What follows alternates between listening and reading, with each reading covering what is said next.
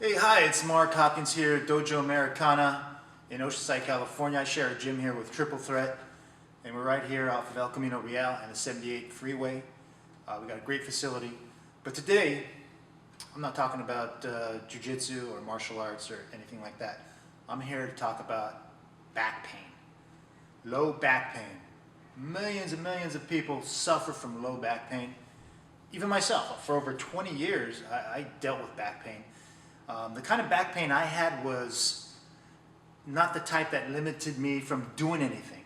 I could still work out, I could still train, but it was a nagging little pain right back here.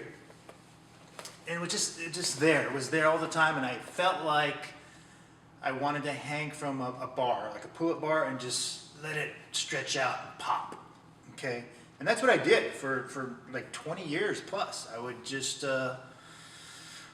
be looking for something to hang on, a tree branch or something, some type of bar, something that I could just let that back pain, my back just pop out of place, And sometimes I would even have a friend or a girlfriend, whoever, hang on my waist while I hung on a bar to just pull it out. That's how bad it was. And again, it didn't limit me from doing anything physically. Actually, when I got on the mat and did jiu-jitsu, that helped a lot because of the movements, I guess, It would loosen it up. So it didn't limit me from training, but it was just there, just kind of a nagging thing. And I finally discovered it was mental. I mean, it started off physically, but it would turn into a mental thing. So whenever I was stressed out, it would attack the weakest link. And that weakest link for me was, and for many, was right here, my low back. So just want to talk about how I dealt with it, how I manage it, and some of the things I do to manage it now. Still today, if I'm like in traffic and I'm late to an appointment or wherever I'm going, my low back will tighten up. So a lot of it's mental stress, and try to avoid that the best you can. So these are some of the things I do to help manage my back pain, and I hardly ever have any issues anymore. Not anymore, ever since I figured it out. But over 20 years. So this one I call the Uchimata kick, and it's the same movement you do in a throw for judo.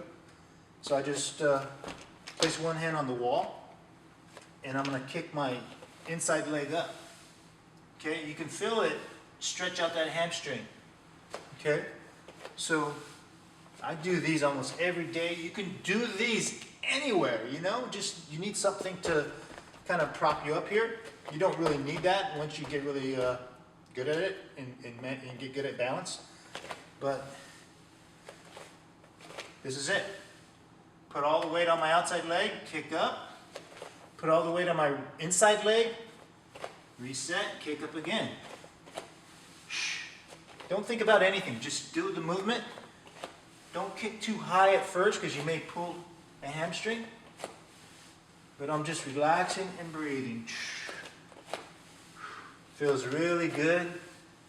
It's a great way to stretch out that hamstring. Right in here. It's more of the inside hamstring. I'm not an expert on muscles or anything, so I don't know the exact muscle, but it's the hamstring area. Okay. So I also do this in my jiu-jitsu class. I have all the guys do this as a stretch. Do about 20 on each side or more. Just pop. You hear that? Just pop.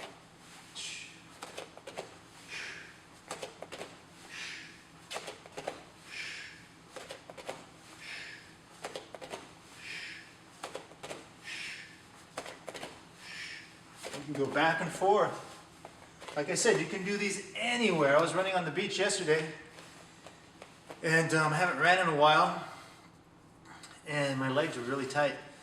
So I stopped about 3 times. It was just maybe a 2-mile run, if that, just a jog run. And I stopped like 3 or 4 times and did these stretches along with some other stuff. So the Uchimata kick, work this into your program, guys, and stay tuned. I'll show you some more techniques, exercises, stretches, I guess you want to call them, that I do when my low pack is nagging. Okay, so stay tuned.